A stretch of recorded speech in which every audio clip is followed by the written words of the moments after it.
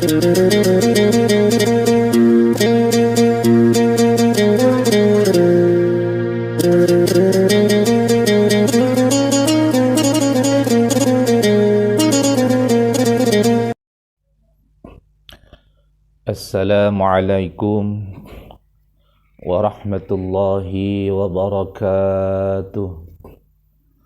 Alhamdulillah, wassalatu wassalamu ala rasulillah, Sayyidina wa habibina wa syafi'ina wa qurrati a'yunina Muhammadin ibn Abdillah sallallahu alaihi wasallam wa ala alihi wa ashabihi wa man tabi'ah, amma ba'du. Hadirin wal hadirat rahimakumullah. Kita akan melanjutkan kajian membacakan beberapa pertanyaan dari saudara-saudara kita, dari sahabat-sahabat kita tentang problema permasalahan kehidupan ataupun tentang permasalahan keagamaan. Untuk yang pertama, kita akan membacakan pertanyaan dari Ibu Astri, pegawai swasta dari Jakarta, menanyakan tentang menuntut cerai kepada suami yang melalaikan kewajibannya.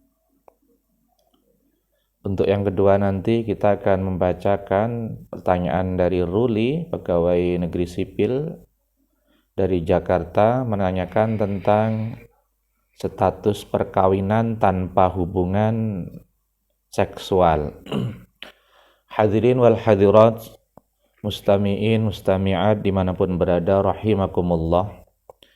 Untuk yang pertama dari Astri, Assalamualaikum warahmatullahi wabarakatuh. Pak Ustadz, saya seorang istri dengan satu anak dan sebagai istri kedua. Sewaktu nikah, istri pertama mengizinkan suaminya menikahi saya. Sekarang ini suami sudah mulai tidak adil dengan saya. Sudah jarang datang menengok saya dan anak saya. Bagaimana kalau saya tidak ikhlas dan menerima perlakuan suami saya? Dan kalau sampai 3 bulan saya tidak dinafkahi lahir dan batin, apakah saya boleh menuntut cerai? Apakah bisa kalau saya meminta langsung talak 3 kepada suami saya, Pak Ustadz? Mohon penjelasannya. Hadirin wal hadirat, mustami'in, mustami'at, rahimakumullah dimanapun berada. Bapak Profesor Dr. Kiai Haji Muhammad Quraisy Shihab memberi tanggapan dan penjelasannya. Suami harus adil dalam memperlakukan istrinya. Itulah syarat pertama dan utama yang ditetapkan oleh Allah dalam berpoligami. Keadilan bermaksud antara lain dalam pemberian nafkah lahir yang sesuai dengan status dan kebutuhan wajar masing-masing istri. Demikian juga kadar atau jumlah kunjungan atau bermalam, walau itu tidak harus dalam arti persamaan dalam kadar nafkah batin. Karena yang ini punya kaitan dengan kondisi hati atau psikologis yang seringkali di luar kemampuan suami. Bahwa keadilan dalam hal cinta bukan sesuatu yang dituntut. Bukan berarti istri yang tidak atau kurang dicintai diabaikan.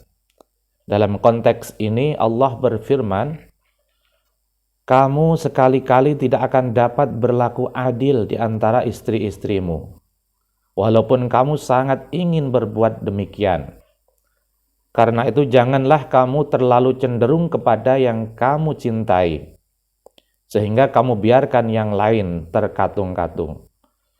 Yang terdapat dalam Al-Quran surat An-Nisa ayat 129. Nah, kalau Anda tidak ikhlas, lalu berketetapan hati untuk mengadu kepada yang berwenang, setelah mempertimbangkan dengan matang sisi positif dan negatifnya, maka itu dapat dibenarkan. Akan tetapi hendaknya Anda ketahui bahwa 3 bulan tidak diberi nafkah lahir maupun batin belum cukup menjadi alasan perceraian, kecuali jika itu disyaratkan pada saat akad nikah. Kalaupun perceraian itu dibenarkan pengadilan agama, itu juga tidak jatuh 3 sekaligus. Memang emosi seringkali mendorong untuk bercerai. Tetapi Al-Quran surat At-Tariq ayat 1, Allah mengingatkan semua yang bermaksud bercerai bahwa kamu tidak mengetahui barangkali Allah mengadakan sesudah itu sesuatu hal yang baru, yakni dari benci menjadi senang, dari perceraian menjadi penyesalan. Karena itu Rasulullah Shallallahu Alaihi Wasallam menetapkan bahwa perceraian bukan sekali cerai langsung jatuh 3, akan tetapi cerai 3 kali, yakni setelah perceraian pertama masih ada kesempatan untuk berpikir lalu rujuk kembali. Dan kalau percekcokan yang tak terselesaikan terjadi lagi, perceraian kedua dimungkinkan. Setelah yang kedua ini pun masih terbuka kemungkinan untuk rujuk kembali. Nah, kalau setelah itu kehidupan rumah tangga sudah demikian parah, maka disinilah tempat talak untuk ketiga kalinya. Dan ketika itu pasangan suami istri tidak dapat rujuk kecuali bila sang istri menikah dan bercampur dengan suami yang baru, lalu diceraikan oleh suaminya yang kedua. Ini dan berlalu masa tanggungnya selama 3 kali haid atau 3 kali sucian bagi yang tidak hamil, dan setelah melahirkan bagi yang hamil baru bisa dinikahin kembali. Hadirin wal hadirat rahimakumullah, itulah jawaban Profesor Dr. Kiai Haji Muhammad Quraisy Shihab atas pertanyaan Saudara Astri menuntut cerai kepada suami. Jadi menurut beliau tidak bisa menuntut cerai sekaligus langsung talak 3. Dan alasan yang pertama, tidak dinafkahi selama 3 bulan, tidak dinafkahi batin maupun lahir, itu pun belum cukup untuk alasan perceraian, kecuali kalau waktu akad nikah ada perjanjian. Kalau tidak dinafkahi 3 bulan berturut-turut, tidak dinafkahi lahir dan batin, dicantumkan sewaktu akad nikah, maka itu baru bisa diajukan talak 3 kalinya. Hadirin wal hadirat rahimakumullah. Untuk pertanyaan yang kedua, yaitu dari Saudara Ruli yang menanyakan tentang status perkawinan tanpa hubungan seksual. Assalamualaikum warahmatullahi wabarakatuh, Pak Ustadz. Saya seorang PNS dan sekantor dengan suami.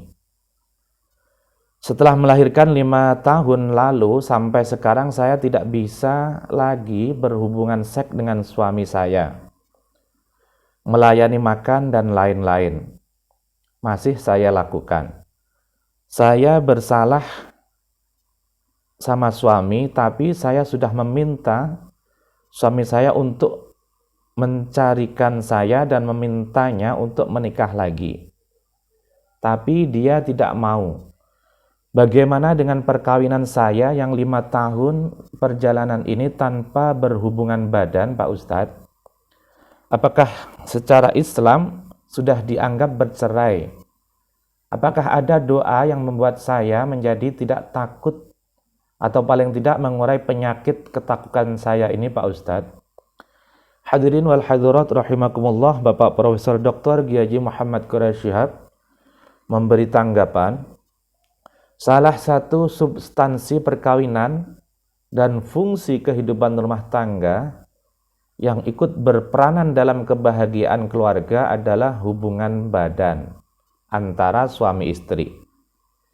Ini menjadi hak suami yang pada prinsipnya harus dipenuhi oleh istrinya, sebagaimana ia juga merupakan hak istri yang harus dipenuhi oleh suaminya. Kendati ulama berbeda pendapat tentang kali dan batas masa melakukannya. Namun prinsip tentang hak dan kewajiban itu diakui oleh semua ulama. Nah, bila salah satu pihak tidak mampu atau enggan menuntut haknya, dan itu diterima oleh pasangannya, maka kewajiban di atas gugur. Seperti halnya dalam kasus yang ditanyakan ibu ini. Lebih jauh, perlu diingat bahwa fungsi perkawinan atau kehidupan rumah tangga bukan hanya sekedar reproduksi, akan tetapi masih banyak fungsi-fungsi lainnya. Karena itu, jika salah satu fungsi tersebut tidak dapat terlaksana dan kedua pasangan rela, maka tidak ada jalan untuk menceraikan atau menganggap pernikahan mereka telah berakhir. Ibu tidak perlu khawatir dengan keadaan ibu, apalagi ibu telah rela diri untuk dicerai oleh suami dan mengizinkan suami untuk kawin lagi. Istri Nabi Muhammad SAW yang bernama Sa'udah pernah mengalami hal yang serupa dengan ibu. Namun Rasulullah SAW mempertahankan perkawinan beliau dengan Sa'udah dan tidak menganggap ketidakmampuan melayani ibu sebagai dosa. Hadirin wal hadirat rahimakumullah, itulah dari dua penanya.